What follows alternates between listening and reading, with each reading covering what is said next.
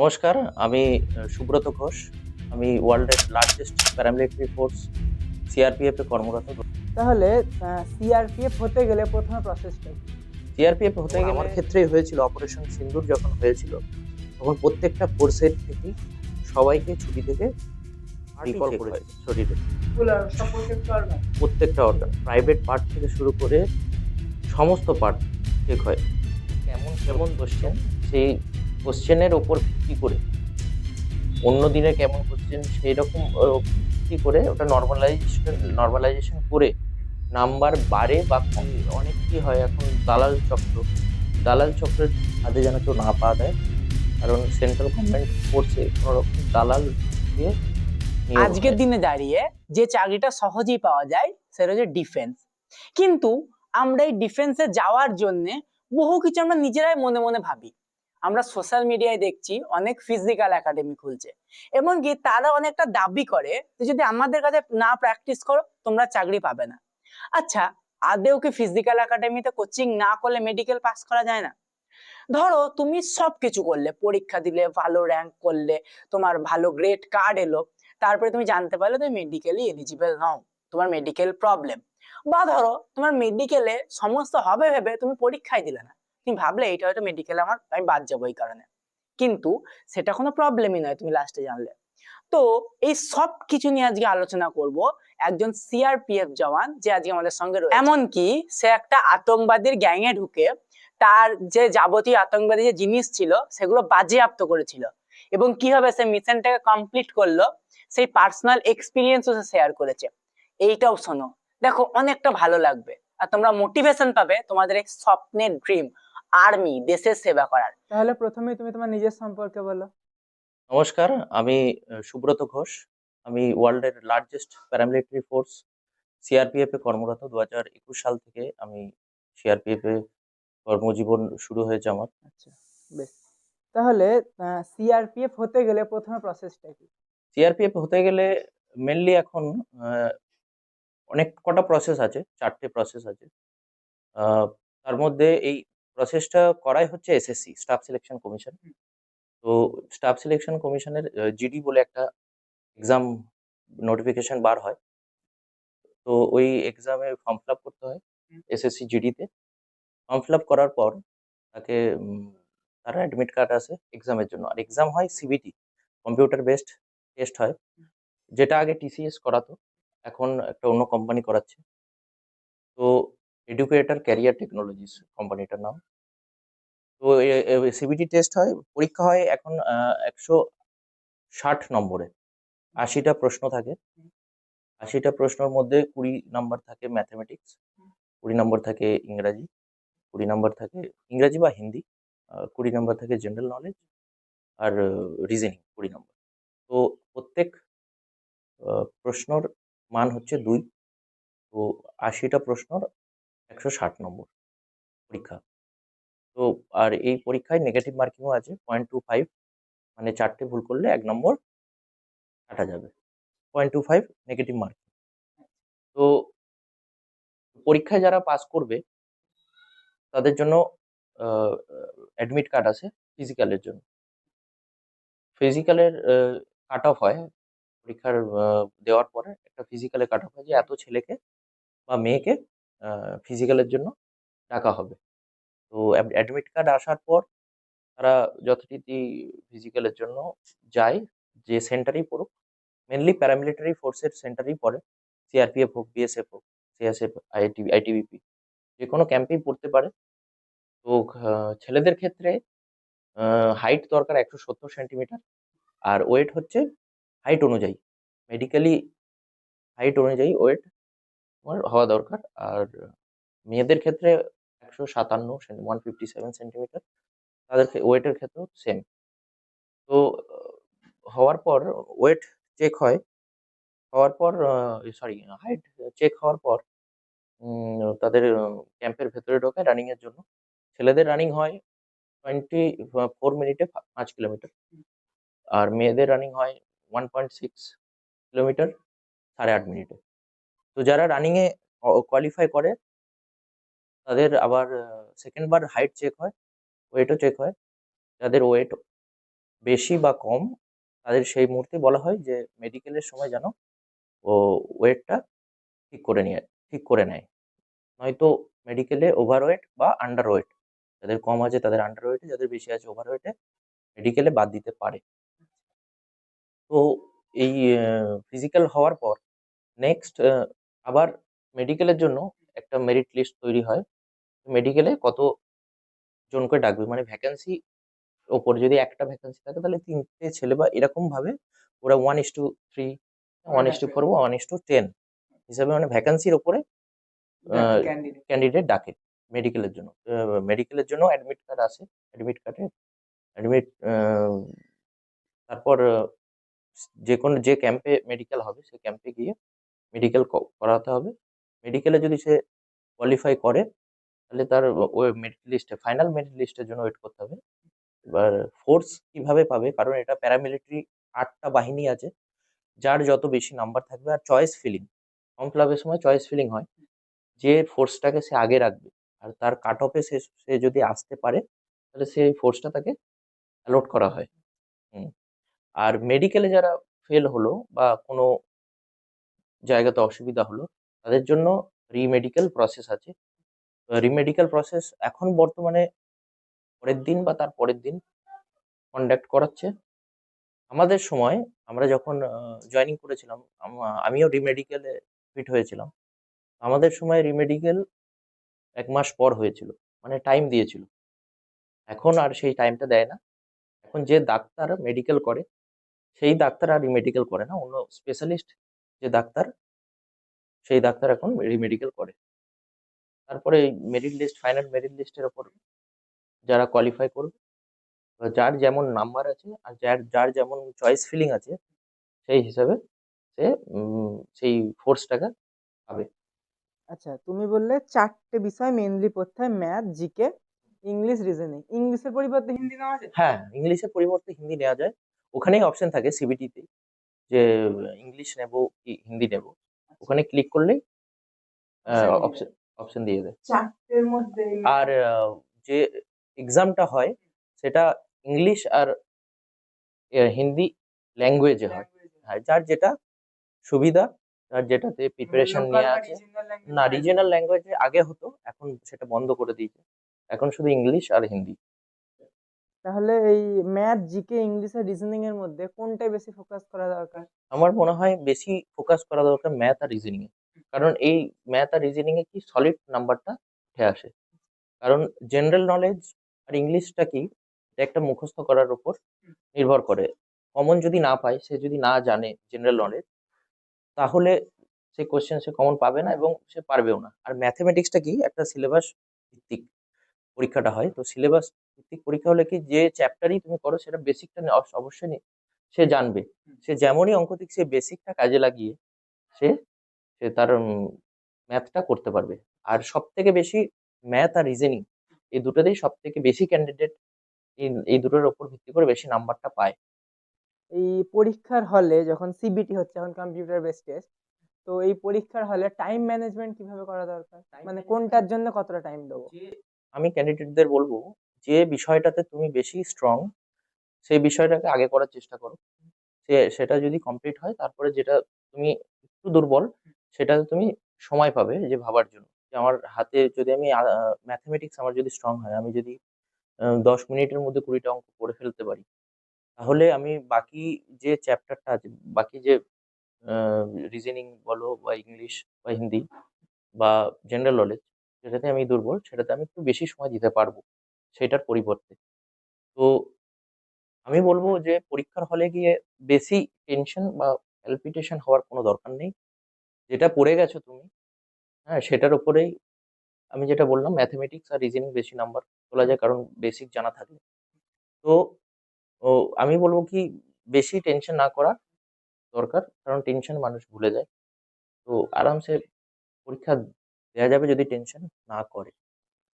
ধরো একটা কোশ্চেন 1 নম্বরে ছিল, সেটা আমি করে বেরিয়ে গেছি, বা সেটাকে আমি ছেড়ে দিয়েছি যে পারবো না, ফালতু মাইনাস মার্কস আসবে, নেগেটিভ মার্কিং দিয়ে আমি চলে গেছি 10-12 কোশ্চেনে। এইবার আমার মনে হলো আমি এক একটা পারবো, বা এক একটা আমার এইটা মনে হচ্ছে হলে ঠিক হবে, তাহলে কি আমি এটা ব্যাক কেসে করতে পারবো? হ্যাঁ, অবশ্যই। সেই, হ্যাঁ, হ্যাঁ। সাবমিট করার আগে পর্যন্ত তুমি প্রিভিয়াসে গিয়ে তুমি সেই প্রশ্নটার অ্যান্সার চেঞ্জ করতে পারবে টাইমের মধ্যে। হ্যাঁ, টাইমের মধ্যে তোমাকে কমপ্লিট করতে হবে। আচ্ছা, এই যে বলা হয় যে সিবিটি টেস্ট নাকি ঘুরে গেলে খাতা সাবমিট হয়ে যায়, এদিক ওদিক তাকালে খাতা সাবমিট হয়, রিয়েলি এটা না হয়? না, রিয়েলি এটা হয় না।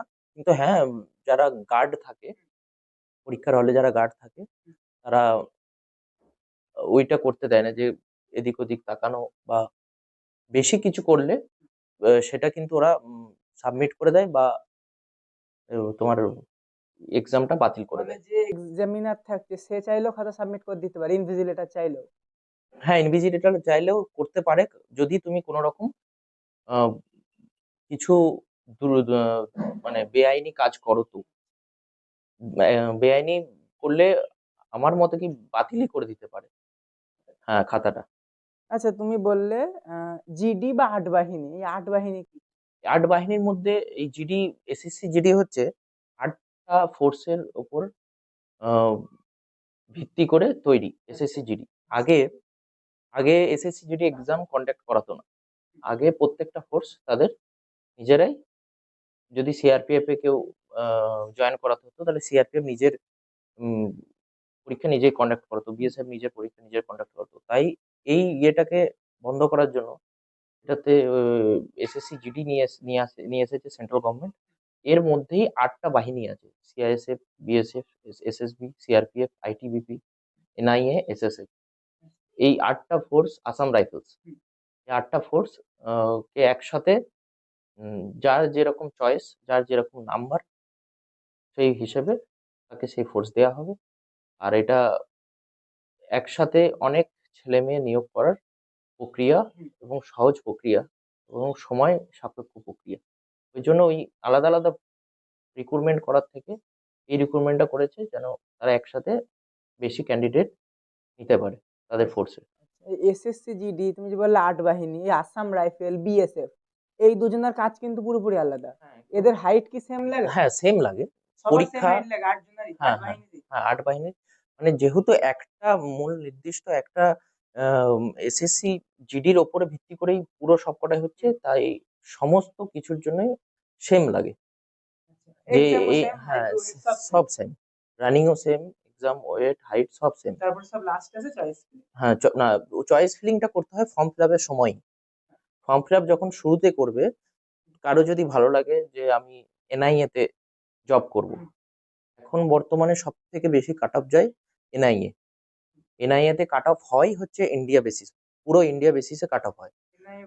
ন্যাশনাল ইনভেস্টিগেশন এজেন্সি, এনাদের কাজ কি? এনাদের কাজ হচ্ছে ইনভেস্টিগেট করা। হ্যাঁ, তো এই এনআইএ তে আমাদের যে আট বাহিনী বা এসএসসি জিডি, এটা হচ্ছে স্টেট ভিত্তিক কাট অফ তৈরি হয়।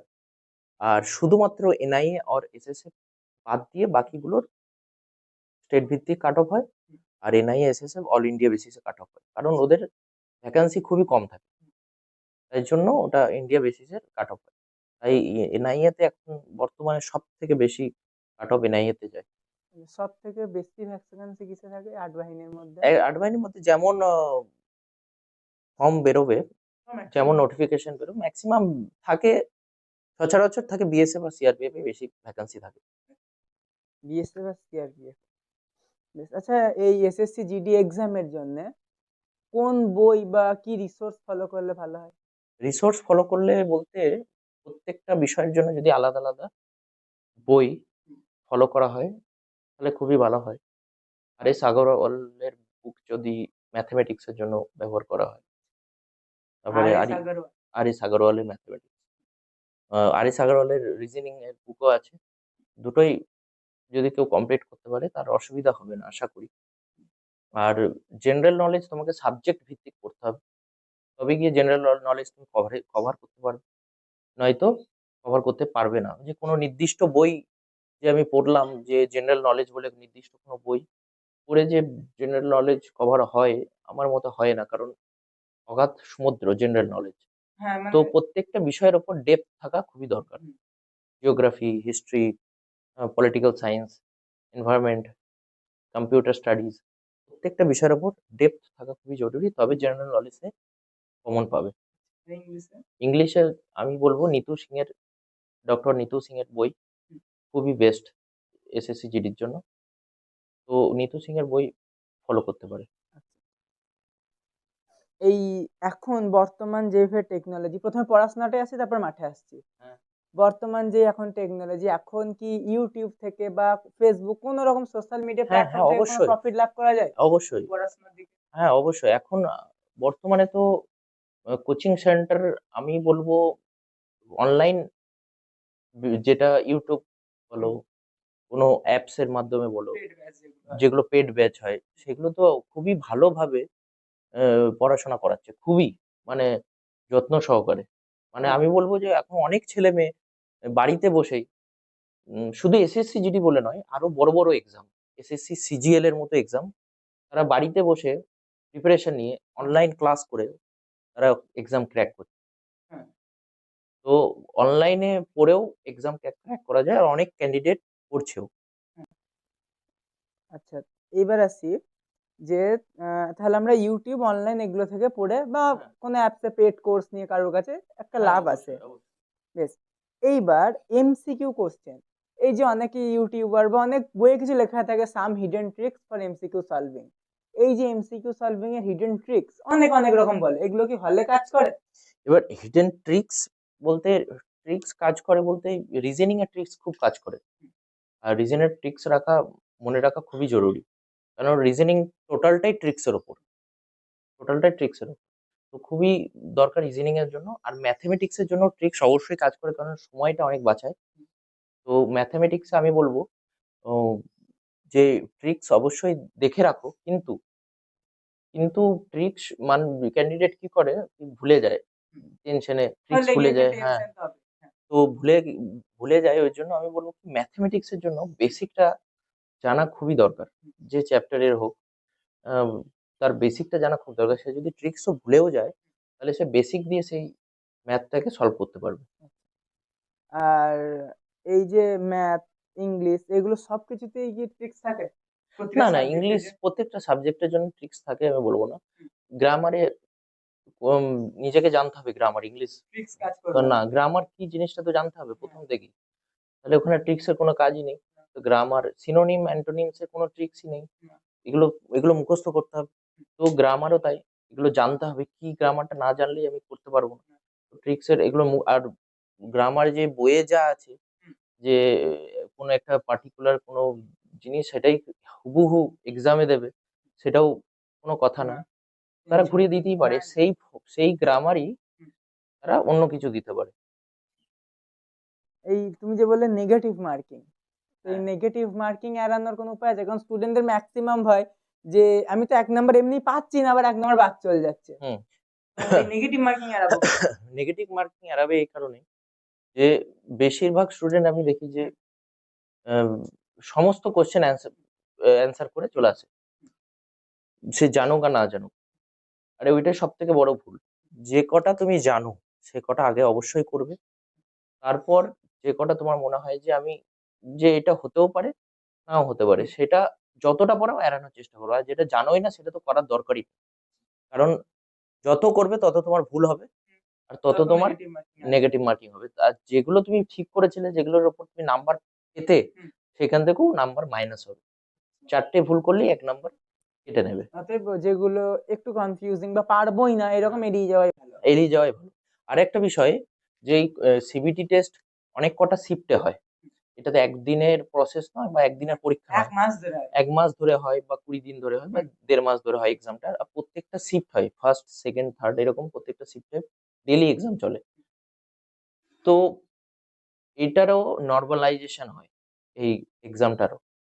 যে, যে শিফটে কেমন কোয়েশ্চেন সেই কোয়েশ্চেনের উপর ভিত্তি করে অন্য দিনে কেমন কোয়েশ্চেন সেইরকম ভিত্তি করে ওটা নরমালাইজেশন করে নাম্বার বাড়ে বা কমে আচ্ছা, মানে ফাইনাল মেরিট লিস্টের আগে। হ্যাঁ, আমি মানে ধরলাম 29 তারিখের ফার্স্ট শিফটের কোশ্চেন কঠিন হয়েছে, আর এইদিকে 3 তারিখের হুম, সেকেন্ড শিফটের কোশ্চেন সোজা হয়েছে। খুবই সোজা হয়েছে। তাহলে তাহলে ওর নাম্বারটা কমবে নরমালাইজেশনে। যার সোজা হয়েছে তার নাম্বার কমবে, কমবে। কারণ নরমালাইজেশন হবে। হ্যাঁ, হ্যাঁ, নরমালাইজেশনে যদি নরমালাইজেশন করারও একটা রুলস আছে। ওই রুলস এর ভিত্তিতে যদি কমে তাহলে অবশ্যই কমবে, আর বাড়ে তো অবশ্যই বাড়বে। আমি যখন এক্সাম দিয়েছিলাম, আমি যখন জয়েনিং করেছিলাম যে পরীক্ষা দিয়ে এসএসসি জিডি দিয়ে, তখন আমার যে শিফটে পরীক্ষা পড়েছিল টাফ ছিল সেই শিফটটা। তো আমার ক্ষেত্রে নর্মালাইজেশন কিন্তু বেড়েছিল। আমার 7 নম্বর নর্মালাইজেশনে বেড়েছিল। আচ্ছা, তার মানে নর্মালাইজেশন করার সময় নাম্বার বাড়া কমা হয়ে যায়। হ্যাঁ, হয়। আচ্ছা। আর হ্যাঁ, কারণ প্রতিটাই তো ধরো কোশ্চেন আলাদা হচ্ছে, প্রতিটা শিফট আলাদা আলাদা কোশ্চেন হ্যাঁ। আসে, তো সেই জন্য এটা ঠিকই আছে এটা। আর এইবার আসি হচ্ছে ফিজিক্যাল টেস্টে। ফিজিক্যাল টেস্টের প্রিপারেশন কিভাবে নেবে স্যার? ফিজিক্যাল টেস্টের প্রিপারেশন যেহেতু ছেলেদের ক্ষেত্রে এটা একটা লং রানিং, শর্ট রানিং নয়। তো লং রানিং এর জন্য অবশ্যই তাকে স্টেমিনা গেইন করতে হবে। স্টেমিনা গেইন করতে হলে কি হবে, যেহেতু টেস্ট হবে 5 কিলোমিটার 24 মিনিটে, তাহলে তাকে রোজ চেষ্টা করতে হবে কি 5 কিলোমিটারের বেশি আমাকে দৌড়ানোর। প্রথমে যদি সিবিটি আমি কোয়ালিফাই করি, তারপরে মোটামুটি 1 মাস সময় থাকে। তাকে 1 মাস পুরো দিতে হবে ফিজিক্যালের উপর। আর সেটা দিতে হবে পুরো নিজের স্টেমিনাকে বাড়ানোর জন্য। স্টেমিনা বাড়াতে পারলেই সে 5 কিলোমিটার কভার করতে পারবে। শুরুতে তাকে টাইমিং দেখার দরকার নেই। শুরুতে তাকে শুধু দৌড়াতে হবে। যে আমি 10 কিলোমিটার দৌড়াবো আজকে, সেরকম একটা মনোভাব নিয়ে দৌড়াতে হবে ডেইলি। দিয়ে কিছুদিন দৌড়ানোর পর ১ সপ্তাহ ২ সপ্তাহ পর তার অটোমেটিক স্টেমিনা গেইন হবে। তারপরে সে টাইমিং দেখা শুরু করবে ৫ কিলোমিটারের জন্য আমার ৫ কিলোমিটারের টাইম কতটা লাগে। আর এই যে মেনলি ধরো আমরা দেখি কি হয় যে সবাই ছুটতে যায় মেনলি সকালে, হ্যাঁ। আর একটা যাচ্ছে বিকালে, হ্যাঁ। কিন্তু মাঠটা হয় দুপুরে। হ্যাঁ, মাঠ হয় দুপুরে। এই টাইমের জন্য অনেক কি হয়, হ্যাঁ, যারা অনেকের ক্যান্ডিডেট অসুবিধা হয়। প্রবলেমে পড়ে যায়। হ্যাঁ, অনেকের প্রবলেম হয়। এইটা কি রিয়েলি হয় যে এটা টাইমের রিয়েলি জন্য হয়। প্রবলেম? টাইমের জন্য তখন একটা হ্যাঁ, ওই ওয়েদারের জন্য প্রবলেম হয়। কারণ হুম, মেক্সিমাম ক্যান্ডিডেট, সেটা আমিও তার মধ্যে পড়ি। হুম, তো আমিও যখন প্র্যাকটিস করতাম আমি ওই সকালেই করতাম। কিন্তু হুম, আমাকেও প্রবলেম ফেস করতে হয়েছিল। ওই যখন আমি আমার টেস্ট হয় ফিজিক্যাল টেস্ট, তখন আমার রানিং হয় ১০ টার পর, হুম, ১১ টার দিকে। আর তখন গরমকাল সময় ছিল, তো রোদও ভালোই উঠেছিল। তো খুবই অসুবিধা হবে, কারণ রোদ যখন বাড়বে, গরম যখন বাড়বে, তখন ওই টাইমটাই অসুবিধা হবে। আর সকালের ওয়েদারটা কি একটু ঠান্ডা থাকে, হ্যাঁ, ভালো সকাল বা থাকে। বিকেল বা দুটোই ঠান্ডা। দুটোর ওয়েদারই ঠান্ডা। তো হুম, এই একটু সমস্যা হয়। তাই তাকে ম্যানেজ করতে হবে। কিভাবে ম্যানেজ করতে হবে? তাকে মাঝে, মাঝে দুপুরেও আম প্র্যাকটিস করতে হবে। আমি বলব না যে ডেইলি করো। ডেইলি করলে নিজের শরীর খারাপ হয়ে যাবে খুবই। দুর্বল হয়ে পড়বে দুপুরে বেশি প্র্যাকটিস করলে। তাই চেক করার জন্য নিজেকে, হুম, তো দরকার প্রত্যেক সপ্তাহে একবার দুপুরে প্র্যাকটিস করা খুবই দরকার। আচ্ছা। আর এই যে এখান গেল ছোটা, এরপরে আমরা রিলসে দেখবা বেশিরভাগই দেখি যে হাইটে একটু জনের যদি হয়ে যায় বাদ চলে গেল, যে হ্যাঁ, একটুখানি হলো না বাদ চলে গেল। ১৭০ সেন্টিমিটার ছেলেদের জন্য একদম হাইট চাই। তাতে 0.2, হুম, 0.5 কম হলেও তাকে নেবে না। এটা কে মাপে? আর্মি ম্যান মাপে না ডাক্তার না, না। মাপে? ১ম এ যারা প্যারামিলিটারি ফোর্স সিআরপিএফ ক্যাম্পেই হোক বা হুম, বিএসএফ ক্যাম্পেই ফিজিক্যাল হোক, হুম, তারাই মাপে।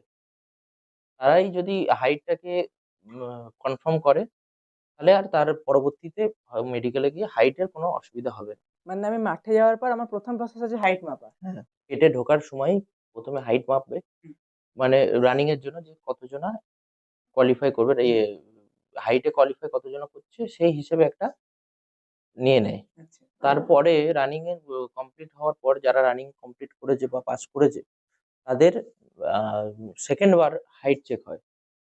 যে অ্যাকুরেট হাইট কতটা সেটা জানার জন্য। ১ম এ কি হয়, ১ম এ গেটে ঢোকার সময় একটা লেভেল দিয়ে দেয় 170 লেভেল। যে 170 লেভেলের উপরে যারা আছে তারা তো এমনি ঢুকে পড়ছে। আর যাদের একদম কাটায় তাদেরও নিচ্ছে। আর যাদের একটু কম তাদের আর নিচ্ছে না। এবার যাদের বেশি, তাদের কতটা বেশি সেটা তো জানা দরকার। তাই তারা রানিং এর পর 2nd টাইম হাইট মাপে, যে তার অ্যাকচুয়াল হাইট কত। কারো 176 হয়, কারো 178। সেটা তারা ওই ফিজিক্যালের আ ইয়েতে যে কাগজটা দেয়, ফিট ফিট যে কাগজটা দেয় সেটাতে লিখে দেয়। আর ওটাই ফাইনাল। মেডিকেলে আর হাইট মাপা হয় না। এইটাতে গেল হাইটের ব্যাপারটা। এইবার ওয়েট মাপা হয়। হ্যাঁ, ওয়েটটা কখন মাপা হয়? ওয়েটটা মাপা হয় যখন ফিজিক্যাল কমপ্লিট হলো, মানে রানিংটা কমপ্লিট হলো, তারপরে 2nd টাইম যে হাইটটা মাপা হবে, তারপরেই ওয়েটটা মাপা হয়। ওয়েট কোনো নির্দিষ্ট নেই, যার যেমন হাইট সেই ভিত্তিতে ওয়েট কিন্তু নেয়।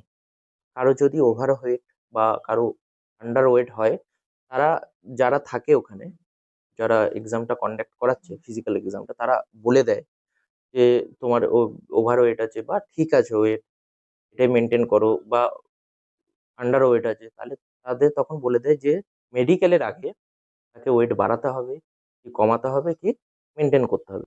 তার মানে মাঠে ওয়েটের জন্য বাদ দেয় না? না, মাঠে ওয়েটের মিনিমাম একদমই না, মাঠে ওয়েটের জন্য বাদ দেয় না, মেডিকেলেই বাদ দেয় সচরাচর।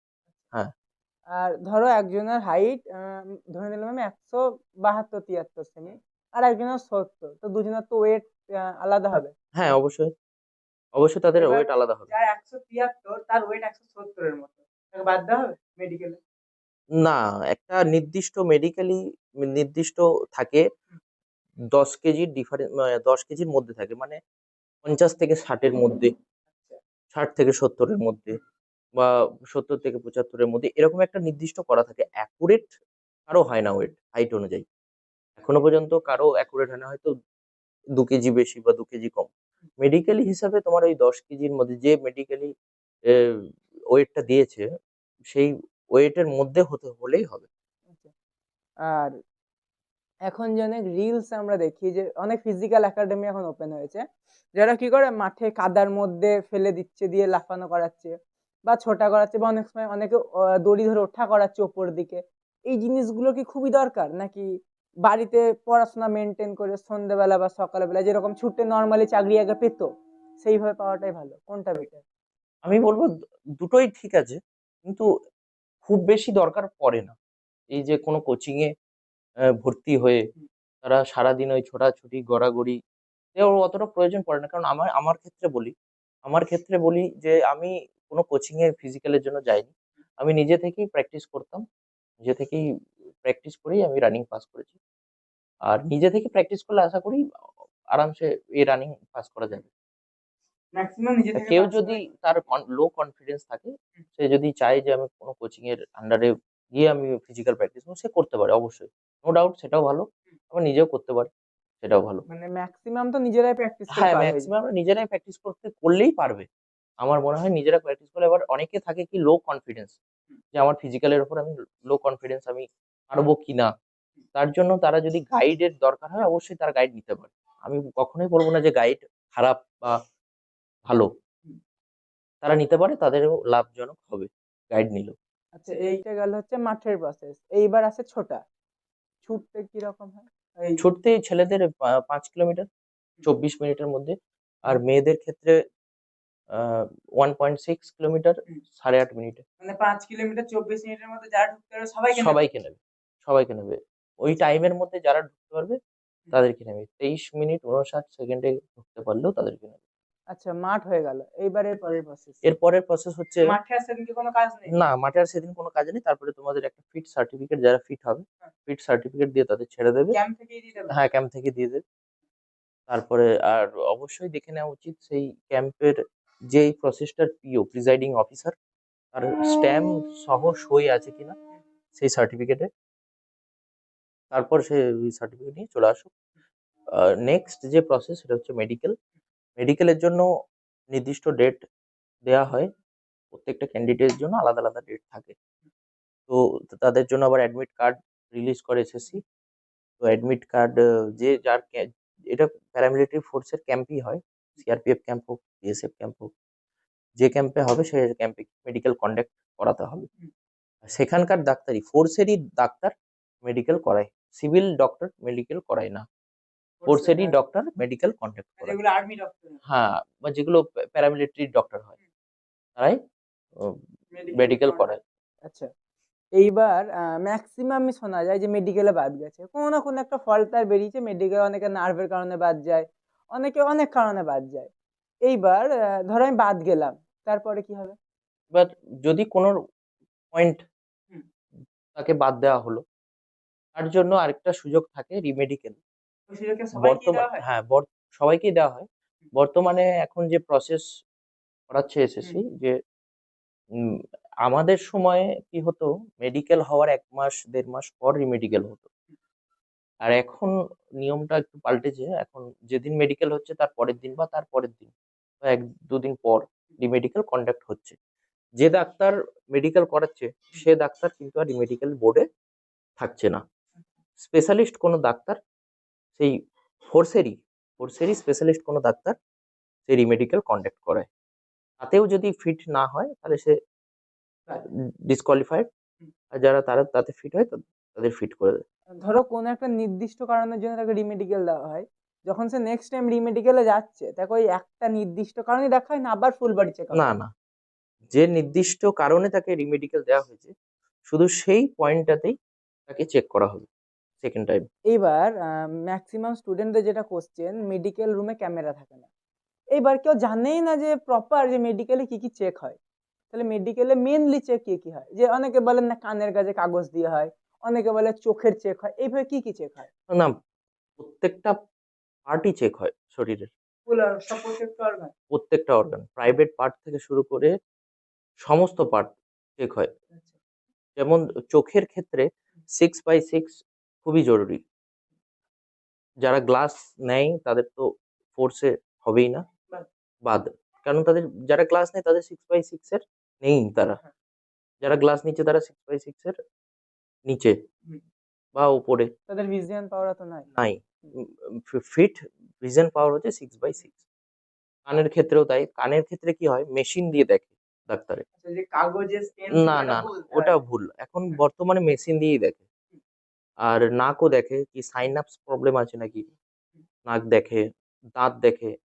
দাঁত ২৮ টা মিনিমাম ২৮ টা দাঁত থাকা খুবই দরকার। দাঁতের জন্য পয়েন্ট হয় যে কটা দাঁত নেই বা কটা দাঁত খারাপ। বেশি দাঁত খারাপ হলে বাদও দিয়ে দেয়। আবার হ্যাঁ, দাঁতের জন্য বাদ দেয়। আর রিমেডিকেলও দেয় দাঁতের জন্য যে বেশি দাঁত খারাপ হলে বা যদি না থাকে। কিন্তু ১টা-২টো যদি দাঁত নাও থাকে অসুবিধা হয় না। তাদেরকে ফিট করিয়ে দেয়। মানে ফুল বডি চেকআপ হয়। হ্যাঁ। আর হাতের ক্ষেত্রেও তাই আঙুল দেখে। কোন রকম অপারেশন হয়েছে কিনা সেটাও দেখে। আর নতুন কোনো অপারেশন যদি ৬ মাসের মধ্যে অপারেশন হয় তাদের কিন্তু আনফিট করিয়ে দেয়। ৬ মাসের মিনিমাম ৬ মাসের পুরনো হতেই হবে সেই অপারেশনটা। আর কোনো মেজর অপারেশন হলে সেই সে কিন্তু মেডিকেলি ফিট হবে না। মেজর অপারেশনের মধ্যে চোখ আসে। আর চোখের আরেকটা পরীক্ষা হয় সেটা হচ্ছে কালার ভিশন। অনেকে কালার হ্যাঁ, যেটা অনেকের আছে। সে নিজেও জানে না যে আমার কালার ভিশন আছে। তো কালার ভিশন আমি প্রত্যেককেই বলব ক্যান্ডিডেটকে যে যারা আই স্পেশালিস্ট সিভিল ডক্টর তাদেরকে একবার চেক করিয়ে নেওয়া দরকার। যে আমার কালার ভিশন আছে কিনা, আমার 6/6 আছে কিনা। এটা একবার চেক করিয়ে নিলে তাদের আর কোনো হ্যাঁ, কালার ব্লাইন্ড। হুম। আচ্ছা, এইবার এইটা গেল মেডিকেল প্রসেস। তারপরে রিমেডিকেল যেটা হলো এরপরে কি? এরপরে যারা মেডিকেলে ফিট হলো আর রিমেডিকেলেও যারা ফিট হলো তারা এবার ফাইনাল মেরিট লিস্ট দেখবে। যাদের নাম্বার ফাইনাল মেরিট লিস্টের মধ্যে আসবে যদি 56 ফাইনাল মেরিট লিস্ট হয়, আমি কথাই বলছি, সাপোজ 56 হয়, যদি 56 এর উপর যারা আছে তারা সবাই কোয়ালিফাইড, তারা কোনো না কোনো ফোর্স পাবেই। আর যারা 56 এর কম মানে 57.95 ও থাকে তারা ডিসকোয়ালিফাইড। তো 56 এর উপর যারা থাকবে তারা কোয়ালিফাইড। এবার ফোর্স কিভাবে পায়? যেহেতু ৮টা ফোর্স আছে, ফর্ম ফিল আপের সময় যে চয়েস ফিল্ডটা করেছে যেভাবে, প্রথমে যদি সে সিআরপিএফ রাখে আর প্রত্যেকটা ফোর্সেরও আলাদা, আলাদা কাট অফ হয়। ঠিক আছে? ও সিআরপিএফ এর যদি সবথেকে কম কাট অফ হয় যে 56 থেকেই সিআরপিএফ নেবে। তাহলে 56 কেউ যদি পেয়ে থাকে তাহলে সে সিআরপিএফ পাবে। আর চয়েসও যদি তার ফার্স্ট থাকে। আর যদি কারো চয়েস ফার্স্টে সিআইএসএফ থাকে আর তার সিআইএসএফ এর কাট অফ যদি 70 হয় আর সেই ছেলেটা যদি 56 পায় তাহলে কিন্তু সে সিআইএসএফ পাবে না। তখন তাকে সিআরপিএফ ই দেবে। তার যত নম্বরই তার চয়েস থাকুক না কেন। কারণ লোয়েস্ট কাট অফ গেছে সেই ফোর্সের হচ্ছে সিআরপিএফ এর লোয়েস্ট কাট অফ গেছে আর তারই নাম্বারটা হচ্ছে সবথেকে লোয়েস্ট। হ্যাঁ, সেই হিসাবে সে ফোর্স পাবে। ধরো কেউ ফার্স্ট চয়েস রেখেছে সিআরপিএফ, সেকেন্ড চয়েস সিআইএসএফ। কারণ ম্যাক্সিমাম স্টুডেন্ট কি করে যে সিআইএসএফ এ কাট অফ বেশি যাবে, সিআরপিএফ রাখি পেয়ে যাবো, সিআরপিএফ এ রাখলো। আর সেকেন্ড চয়েস সিআইএসএফ। এইবার তার নাম্বার এতটাই বেশি হয়ে গেছে যে সে সিআইএসএফ ও পেতে পারতো, কিন্তু তার ফার্স্ট চয়েস সিআরপিএফ। তাহলে ফার্স্ট চয়েস অ্যালার্ট হলো, সে কি কিছুদিন ওয়েট করে আবার নেক্সট চয়েস পাবে, না ওইটাই নিতে হবে তাকে? ওইটাই নিতে হবে, কারণ যেহেতু সে সিআরপিএফ ফার্স্ট চয়েস করে ফেলেছে আর তার নাম্বার বেশি আছে, সিআইএসএফ এর কাট অফের মধ্যে আছে, কিন্তু তা হলেও সে সিআইএসএফ পাবে না, সিআরপিএফই দেবে। সিআরপিএফ করতে হবে, এদের একটা টাইম দেয় যে এর মধ্যে জয়েনিং করতে হয়, না হলে আবার সেকেন্ড মেরিট লিস্ট বেরোয়। না, সেকেন্ড মেরিট লিস্ট বেরোয় না, জয়নিং এর একটাই কল লেটার আসে, ইমেলের মাধ্যমে আসে। আর এখন সেন্ট্রাল গভর্নমেন্ট একটা ইয়ে অনুষ্ঠান করে এখন, সেই অনুষ্ঠানের মাধ্যমেও জয়নিং লেটার দেয়, ইমেলেও আসে, আবার বাই পোস্টও আসে। তো ওই যে ডেট লেখা থাকবে যে এই ডেটের মধ্যে তোমাকে যেতে হবে, কেউ যদি জয়েন করার ইচ্ছা না থাকে, সেই ডেটের মধ্যে যদি না যায়, তার আর জয়নিং হবে না। ধরো আমার ডেট রয়েছে 29 তারিখ জয়েনিং এর, আমি 29 তারিখ গেলাম, এবার জয়েনিং করেই কি ডিউটি শুরু, না জয়েনিং করে বাড়ি চলে আসতে হয় তারপরে ডিউটি ডেট দেয়? না না, জয়েনিং করে তোমাকে প্রথমে ট্রেনিং এ পাঠানো হবে। ট্রেনিং এ 44 উইকস এর ট্রেনিং, মানে মোটামুটি 1 বছর লেগে যায়। 1 বছরের ট্রেনিং করে তারপরে তোমাকে ডিউটিতে পাঠানো হবে। আর ট্রেনিং এই 44 উইকস এর ট্রেনিং এর মাঝে তুমি একবার মাত্র বাড়ি আসতে পারবে। 6 মাস পর 15 দিনের ছুটি দেয়া হয়। তারপরে ট্রেনিং শেষে তোমাকে ব্যাটালিয়ন অ্যালট করে, ব্যাটালিয়নে গিয়ে তুমি ছুটি আসতে পারো। বেশ, এইবার তারপরে ট্রেনিং হলো, কমপ্লিট হলো, তারপর সে একজন অফিসার হলো, বা ইয়ে কনস্টেবল, যে র্যাঙ্ক কনস্টেবল হলো, তারপরে সে একজন মেজরের আন্ডারে ব্যাটালিয়নে ঢুকলো। এইবার অ্যাজ এ কনস্টেবল তার কাজ কি? আজ জেনারেল ডিউটি, জিডি মানে এসএসসি, জিডি মানে জেনারেল ডিউটি, তাকে সমস্ত রকম ডিউটি করতে হবে, যেমন operational duty, Adam duty, camp duty, সমস্ত রকম ডিউটি তাকে করতে হবে। মানে এখন যে ভোটের ডিউটি গুলো চলছে এগুলো সব সিআরপিএফ? সিআরপিএফ এটা ভোটের ডিউটি মূলত প্যারামিলিটারি ফোর্সই কন্ডাক্ট করায়। তো vote CRPF, BSF, ITBP, CISF সবাই ভোট করায়, কারণ এই ইলেকশনটা প্রত্যেকটা স্টেটের ইলেকশন, বিধানসভার বলো আর লোকসভার বলো, প্যারামিলিটারি ফোর্সই করে। আচ্ছা, তাহলে এই ডিউটি গুলো করতে হয়। অ্যাডাম ডিউটি মানে? ব্যবস্থাপনা ডিউটি। অপারেশনাল ডিউটি হচ্ছে অপারেশন করা, কোনো নির্দিষ্ট জায়গায় অপারেশন করা। আর তুমি কোন ডিউটিটা করো? আমি অপারেশন ডিউটি করেছি বেশি। আমি ছত্তিশগড়ে আমি এখন পোস্টেড। কোনো একটা এক্সপিরিয়েন্স বলা যাবে? এক্সপিরিয়েন্স বলতে আমি এখনো পর্যন্ত অন গ্রাউন্ড ফায়ারিং করতে পারিনি, মানে সেই সুযোগটা আসেনি। আমরা একটা ইন্ট পেয়েছিলাম যে ছত্তিশগড়ে এই এরিয়াতে, এই জঙ্গলে মাওবাদীরা ক্যাম্প বানিয়ে বসে আছে। তো আমরা অপারেশন লঞ্চ করে আমাদের ব্যাটালিয়ন থেকে আমরা যাই, কিন্তু আমাদের যাওয়ার আগেই তারা সেই জায়গা থেকে প্রস্থান করে, কারণ তারা খবর পেয়ে গেছিল যে ফোর্স আসছে। কিন্তু তারা যাওয়ার আগে তারা যে ক্যাম্প স্থাপন করেছিল, তাদের যে সামগ্রী তারা নিয়ে যেতে পারেনি, আমরা সেগুলো রিকভার করেছিলাম। ওই সামগ্রীগুলো নিয়ে গিয়ে কি হয়? তাই ওইটা আমরা স্টেট পুলিশকে, পুলিশের আন্ডারে আমরা দিয়ে দিই।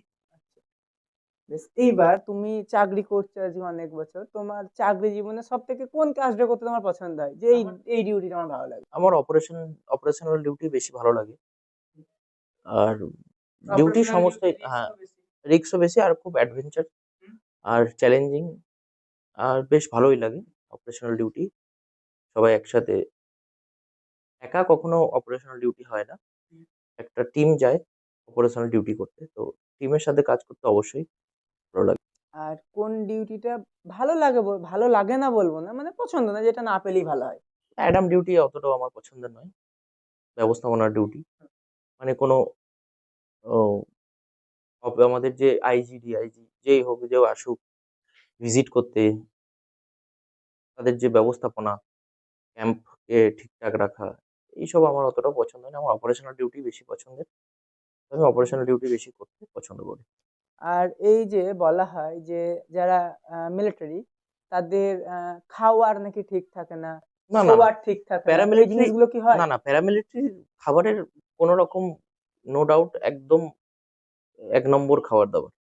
সকাল থেকে শুরু করে রাত্রি পর্যন্ত, মানে সব প্রোটিন থেকে শুরু করে সমস্ত রকম ইনগ্রিডিয়েন্টস যেটা শরীরে দরকার প্রত্যেকটা জিনিসই দেওয়া হয়। মানে তার মিল প্রোগ্রামে প্রত্যেক দিনের মিল প্রোগ্রামে হ্যাঁ মিলটা এমনভাবে সাজানো। আর ননভেজ যারা খায় তাদের জন্য ননভেজ, ভেজ যারা খায় তাদের জন্য ভেজ, সবকিছুই থাকে। হ্যাঁ, সমস্ত রকম খাবার আর হেলদি খাবার আর ভালো রকম খাবার দেওয়া হয় কোর্সে। তার মানে ওই যেটা বলা হয় যে এই জল পাওয়া যায় না, খাবার পাওয়া যায় না, খুব একদম কষ্টের জীবন, না, এগুলো ভুল। এটা একদমই ভুল। হ্যাঁ, এবার জায়গা বেশি, এবার অপারেশনাল ডিউটিতে গিয়ে এবার ক্যাম্পে যে খাবার তৈরি হচ্ছে সেটা তো পাচ্ছে না সে। অপারেশনাল ডিউটিতে তাকে কষ্ট করতেই হবে। এবার ক্যাম্পে খাবার কোনো অসুবিধা নেই আর খুবই ভালো খাবার দেওয়া হয়। দিয়ে এইবার যখন অপারেশনাল ডিউটি তুমি করেছো, ম্যাক্সিমাম কদিনের অপারেশনাল ডিউটি হয় তাও? এখন ম্যাক্সিমাম বলা যায় না, অপারেশনের উপর ভিত্তি করে হয়। তো এক এক রাত্রি 1 নাইট স্টে, 2 নাইট, 3 নাইট যখন স্টে করতে হয় এই সময় খাবারের প্রবলেমটা মেনে একটু নিলেই হয়। ফেস করতে হয়। মানে ড্রাই খাবার সঙ্গে ক্যারি করে নিয়ে যাই আমরা। তো ড্রাই খাবার দিয়েই আমাদের চালাতে হয়। এইবার এই অপারেশনাল ডিউটি বা যে ডিউটি তোমরা সবসময় করছো, এই ডিউটি করার সময় পরিবারের লোকের সঙ্গে যোগাযোগ কিভাবে করো? আমরা যেকোনো ডিউটি করি না, পরিবারের সঙ্গে যোগাযোগ সবসময় করতে পারি। যদি কোনো অপারেশনাল ডিউটির সময় ছাড়া বাকি ম্যাক্সিমাম টাইমই আমরা বাড়িতে ফোন হোক, ভিডিও কল হোক আমরা করতে পারি। কোনো অসুবিধা নেই, তাতে রোকটোক নেই। যে বাড়িতে কথা বলা যাবে না এরকম কোনো রোকটোক নেই। মানে ফোন ইউজ করা যায়? করা যাবে। হ্যাঁ, এবার ডিউটি টাইমে ফোন ইউজ করা যায় না। মানে অপারেশন ডিউটি হোক, ক্যাম্প ডিউটি হোক। ক্যাম্প ডিউটি তো সারাদিন বা সারারাত হয় না।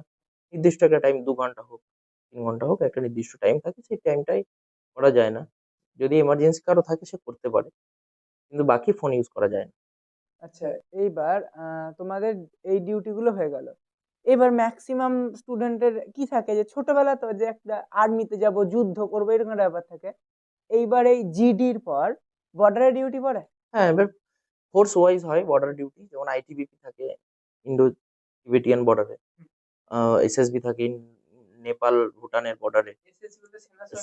না, এটা হচ্ছে সশস্ত্র সীমা বল। বিএসএফ থাকে বাংলাদেশ বর্ডার হোক, পাকিস্তান বর্ডার হোক, এরা। আর সিআরপিএফ হচ্ছে অন্তর্বর্তী শান্তি রক্ষার জন্য ফোর্স।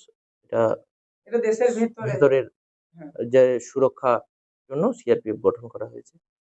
আচ্ছা, এইবার তোমার এক্সপিরিয়েন্স কি এত বছর কাজ আমার করে? এত বছর কাজ করে সিআরপিএফ এ আমি বলবো আমার তো খুবই ভালো লাগে ফোর্সে কাজ করতে। শুধু একটাই প্রবলেম কি বাড়ি থেকে একটু দূরে থাকতে হয়। আর ছুটি ওই 85 ডেজ, এই একটাই প্রবলেম। বাকি নো ডাউট চাকরি তো অবশ্যই ভালো। 85 ডেজ বলতে বছরে? হ্যাঁ, বছরে। বছরে 85 দিন ছুটি? হুম। মানে অ্যাকচুয়ালি 75 ডেজ ছুটি, কিন্তু ওই হলিডেজ জিএইচ আরএইচ নিয়ে 85 ডেজ হয়ে যায়। বেশ, ধরো তুমি কোনো একটা ছুটি নিয়ে 20 দিনের ছুটি বা 15 দিনের ছুটি একটা অ্যালট হলো, তুমি এলে বাড়িতে। এইবার বাই চান্স কোনো একটা এমার্জেন্সি সিচুয়েশন দেশে ক্রিয়েট হলো, যার জন্য তোমাকে ডাকা হলো। এইভাবে কি ডাকা হলে যেতে হয়? হ্যাঁ, হ্যাঁ, অবশ্যই রিকল হয়। কোনো দেশে যদি কোনো রকম এমার্জেন্সি সিচুয়েশন তৈরি হয় তো রিকল হয়। প্রত্যেকটা ফোর্সেরই হয়। সে আর্মি হোক, নেভি হোক, এয়ার ফোর্স হোক, বিএসএফ, সিআরপিএফ প্রত্যেকটা ফোর্সেরই এমার্জেন্সি রিকল হয়। আর তাকে তার ছুটি থেকে তাকে যেতে হবে। যদি ছুটি পূরণও না হয় তাও মাঝখান থেকে তাকে যেতে হবে। যেমন আমার ক্ষেত্রেই হয়েছিল অপারেশন সিন্দুর যখন হয়েছিল, তখন প্রত্যেকটা ফোর্সের থেকেই সবাইকে ছুটি থেকে রিকল করেছিল। তো সবাইকে যেতে হয়েছিল। তুমি অপারেশন সিন্দুরের সময় গেছিলে? বাড়িতে ছিলাম আমি সেই সময়। তো তখন আমার ডিপার্টমেন্ট রিকল করে আমাকে। আমার ছুটি শেষ হয়নি। রিকলটা কি ভায়া মেল হয় না এমনি ফোন করে ডেকে নেওয়া হয়? ভায়া হোয়াটসঅ্যাপ হয়, ফোনও হয়, মেলও হয়। মানে হোয়াটসঅ্যাপে যদি রেসপন্স না পায় তারা ফোন করে, মেলও করে। আচ্ছা, আর এইটা যেতেই হয় বাধ্যতা? হ্যাঁ, বাধ্যতা। কারণ এমার্জেন্সি সিচুয়েশন যেহেতু দেশের জন্য দেশের দেশেরই চাকরি। হ্যাঁ, একদম। আচ্ছা, আর এই ধরো তুমি 15 দিন ছুটিতে এসেছিলে, 5 দিন পর চলে যেতে হলো, 10 দিন ছুটিটা কি পরে আর অ্যাড হবে? হ্যাঁ, না এটা বাদ হয়ে অবশ্যই। গেল? না, না, না, অবশ্যই। যে ছুটিটা তুমি কাটতে পারোনি, সেই ছুটিটা তোমার থেকে গেল। সেটা তুমি পরে কাটতে পারবে। এমার্জেন্সি যখন উঠে যাবে, সেই ছুটিটা তুমি তারপরেও যেতে পারো। অসুবিধা নেই তাতে। এইবার তুমি বললে তুমি অপারেশনাল ডিউটিতে গেছিলে ছত্তিশগড়ে। এইবার যখন অপারেশনাল ডিউটিতে থাকো, একটা জীবনের ভয় থাকে, তখন তোমার মোটিভেশনটা কি থাকে যে দেশের জন্য কাজ করছি, ফ্যামিলির জন্য কি মোটিভেশন নিয়ে যাওয়া হয় ওটা? মোটিভেশন যেহেতু আমি যখনই জয়েন করি সিআরপিএফ, তখন এই যে আমার জীবনে যে বেকারত্ব, মেন জিনিস হচ্ছে বেকারত্বের, ভীষণ বাজে। এই জিনিস কাটানোর জন্য যে আমি ফোর্স জয়েন করলাম, এই ফোর্স আমার পরিবারকে কিন্তু অর্থনৈতিকভাবে সাহায্য করছে।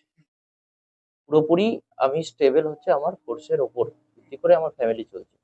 যখন আমি ফোর্সে ঢুকলাম, যখন আমি ট্রেনিং করলাম, তখন আমার মধ্যে যে দেশপ্রেমের ভাবনাটা, সেটা কিন্তু যে আমি সিভিল লাইফ থেকে আরো বেশি গুণ বেশি পাওয়া গেছে। তো ফোর্সে যে না থাকলে যে দেশপ্রেম আসবে না, সেটা আমি কখনো বলবো না, অবশ্যই আসবে। কিন্তু ফোর্সে আসলে তার দেশপ্রেমটা আর বেড়ে যাবে, যে কারণ কারণ আমার কাজ করছে। ফিল্ডে কাজ করছে, তারা তখন হবে আমার উপরই পুরো দায়িত্বটা আমাদের সবার উপরই যারা ফোর্সে আছে। মেনলি ম্যাক্সিমাম কে যারা সিভিলে থাকে তারা স্ট্যাটাস দেয়, বড় জোর ভিডিও হ্যাঁ, পোস্ট। অবশ্যই তাদের কিন্তু তাদের মধ্যেও থাকে। হ্যাঁ, দেশপ্রেম সবার মধ্যেই আছে। সবার মধ্যেই আছে। হ্যাঁ, কারো কম কারো বেশি। তোমরা আর ফিল্ডে থাকো তো? হ্যাঁ, আর আমরা ফিল্ডে থাকি যেহেতু, কারণ আমরা সবকিছু দেখতে পাই চোখের সামনে। তো সেই সিচুয়েশনে আমি বলবো অবশ্যই দেশটা তো আগেই, তারপর ফ্যামিলিকেও দেখতে হবে অবশ্যই। হ্যাঁ, এইবার ধরো তুমি অপারেশন কোনো একটা কিছু করলে, এবার অপারেশন কমপ্লিট হয়ে গেল, তখন তো ডেটা নিয়ে কোনো প্রবলেম হয় না, তখন কি ডেটা ফ্যামিলিকে বলা যায় যে আমি এই করলাম, এই হয়েছিল? না, বেশি তথ্য ফ্যামিলিকে না দেওয়াই উচিত, কারণ বেশি তথ্য এমনিও দেওয়া উচিত না, এবং বারণও থাকে। লিগালি বারণ থাকে। হ্যাঁ, লিগালি না, বেশি লিক করা যায় না যে কি করলাম না করলাম। হ্যাঁ, এই ডিউটি গেছিলাম, এটা একটু একটু বলতে পারো, কিন্তু কি হলো না হলো এত ডিটেলসে না বলাও ভালো। আচ্ছা, এইবার এখন যারা স্টুডেন্টরা জিডির জন্য প্রিপারেশন করে, জিডি প্রতি বছরই ভ্যাকান্সি বেরোয়, জিডির জন্য যারা প্রিপারেশন করছে, তুমি তাদেরকে কি বলবে যে কিভাবে প্রিপারেশন? আমি তাদেরকে এটাই বলবো যে তারা যদি তারা জিডিতে আসতে চায়, তাদের বলবো অবশ্যই জিডি অবশ্যই খুবই ভালো চাকরি একটা, কিন্তু হ্যাঁ, একটু চ্যালেঞ্জিং চাকরি। তাদের বাড়ি থেকে দূরে থাকতে হবে, আর ফিল্ডে কাজ করতে হবে। তাই আমি বলবো তাদের যদি স্বপ্ন থাকে যে ফোর্সে আসার, তাদেরকে নিয়মিত পড়াশোনা, ফিজিক্যাল সবকিছু প্র্যাকটিস করে যেতে হবে, তাহলে সে অবশ্যই পাবে। এই জিডির প্রিপারেশন এটা কি মাধ্যমিকের পর থেকে নেওয়া যায়? হ্যাঁ, মাধ্যমিকের পর থেকেই নেওয়া যায় জিডি জিডির প্রিপারেশন। কোয়ালিফিকেশন হচ্ছে মাধ্যমিক, মাধ্যমিক পাস। হ্যাঁ হ্যাঁ, মাধ্যমিকের পর জিডির জন্য যাওয়া যায়। তার মানে মাধ্যমিকের পরে তো জিডি প্রিপারেশন করা যায়? হ্যাঁ, অবশ্যই, কিন্তু বয়স সময়সীমা আছে, 18 বছর থেকে শুরু হয়। তার মানে ওটা কমপ্লিট হতে 12 হয়েই যায়। হ্যাঁ হ্যাঁ, ম্যাক্সিমাম স্টুডেন্ট 12 এর পরই যায়, কারণ 18 বছর হতেই তাদের 12 কমপ্লিটও হয়ে যেতে হবে। 18 বছর মানে ফার্স্ট ইয়ার। হ্যাঁ হ্যাঁ, 18 বছর হতেই হবে, নাহলে সে অ্যাপ্লাই করতে পারবে না। তার মানে সে 10 থেকে যদি প্রিপারেশন নেয় ভালোভাবে, ওই যে কটা বই তুমি বললে ইউটিউব এগুলো ফলো করে, সে মোটামুটি কনফার্ম কোয়ালিফাই করে যাবে। হ্যাঁ, একদম কোয়ালিফাই করে যাবে। সে যদি তার প্যাশন দিয়ে পড়াশোনা করে, ফিজিক্যাল করে, অবশ্যই সে তার লক্ষ্যে পৌঁছাতে পারবে। আচ্ছা, আর কিছু যেগুলো মানে মনে হয় যে তোমার স্টুডেন্টদের করা দরকার? স্টুডেন্টদের করা দরকার, এই বলবো যে কি বেশি উম, যে অনেক কি হয় এখন, দালাল চক্রের ফাঁদে যেন কেউ না পা দেয়, কারণ সেন্ট্রাল গভর্নমেন্টের ফোর্সে কোনো রকম দালাল ভিত্তিকে নিয়োগ হয় না। তাই ওই রকম ফাঁদে যদি কেউ প্রলোভন দেখায় তোমাকে, তুমি সঙ্গে সঙ্গে তোমার নিকটবর্তী পুলিশ স্টেশনে গিয়ে কমপ্লেন করতে পারো তার নামে। আর দ্বিতীয়ত, যে নিজের ভিত্তিতেই তুমি তোমার জব পাবে, নিজের পড়াশোনা, নিজের ফিজিক্যাল, নিজেকে তৈরি করো, অবশ্যই তুমি পাবে। আচ্ছা, তার মানে এই যেগুলো এখন মেনলি হচ্ছে যে দালাল, যেটাকে আমরা পরিষ্কার বলছি ঘুষ দিয়ে চাকরি, হ্যাঁ হ্যাঁ, সেই জিনিসটা এইটা এই ফোর্সের চাকরিতে একদমই নেই, জিরো হয় না। যারা যারা প্রলোভন দেখাচ্ছে যে আমি করিয়ে দেবো বা আমার হাত আছে, এগুলো একদমই মিথ্যা কথা, একদমই ভুল। সে ভাঁওতাবাজি করে টাকাটা নেবে। আর আমি বলবো তাদেরকে সোজা তাদের নামে পুলিশ স্টেশনে কমপ্লেন করা অতি আবশ্যক, জরুরি। কারণ কি হয়, স্টেটে যে করে একটা অফিসারই সবকিছু করায়, আর তোমাদের তো সেন্ট্রালে মাঠ একজন করাচ্ছে, মেডিকেল একজন আর করাচ্ছে। সবকিছু একদম বায়োমেট্রিকের উপর ভিত্তি করে হয় সবকিছু, মেডিকেল বলো, এক্সাম বলো। আর বায়োমেট্রিক বলতে তুমি যে ফিঙ্গারপ্রিন্ট দিতে হয়, প্রত্যেকটাতে ছবি চেক হয়, ফটো ফটো তোলা হয়, কারেন্ট ফটো তোলা হয়, ফিঙ্গারপ্রিন্ট চেক করা হয়। এটাই হচ্ছে বায়োমেট্রিক। বায়োমেট্রিক প্রত্যেকটা স্টেপে গিয়ে বায়োমেট্রিক আছে। আচ্ছা, এই বায়োমেট্রিক বললে বলে একটা মজার কথা মাথায় এলো। অনেকে তো আধার কার্ডে আঙুলের ছাপ মেলে না, তাদের যদি না তাদের মেলে, অসুবিধা হবে। অনেকের আমি দেখেছি, আমি যখন পরীক্ষা দিতে গেছিলাম তাদের অনেকের আঙুলের ছাপ মিলছে না। তো তাদের ক্ষেত্রে খুব অসুবিধা হয়। যদি না মেলে সে কিন্তু পরীক্ষায় বসতে পারবে না। হ্যাঁ, সে কিন্তু বাতিল। তাই নিজেকে একবার দেখে নিতে হবে যে আমার আঙুলের যে রেখাগুলো যে সেগুলো ঠিক আছে কিনা। অনেকে কি থাকে কি সমান হয়ে যায়। কাজ করতে, করতে রেখাগুলো একদম ইয়ে হয়ে যায়। তাই আমি বলব তারা একবার চেক করে যাওয়া খুবই দরকার যে তার ফিঙ্গারপ্রিন্টটা ঠিক চলছে কিনা। তাহলে আজকে আমরা ভিডিও থেকে বুঝলাম একটা স্টুডেন্ট যদি মনে করে সে জিডি তে যাবে, অর্থাৎ এই ৮ বাহিনীর মধ্যে সে কোনো কিছু যেতে চায়, তার কিভাবে প্রিপারেশন নেওয়া দরকার, সে কি করবে, আর কি কি করলে তার ভালো হয়। আমরা নিজেরাই শুনলাম একজন যিনি নিজেই একজন অফিসার, যিনি নিজে সিআরপিএফ এ কর্মরত, সে নিজেই জিডি দিয়েছে। তো তার মুখ থেকে শুনলে যে কিভাবে প্রিপারেশন করলে ভালো হয়। তো তোমরা এগুলো ফলো করো, তোমরা যদি এগুলো ফলো করো তোমরাও তোমাদের স্বপ্ন যেটা প্যারামিলিটারি, তোমরা এটা ফুলফিল করতে পারবে।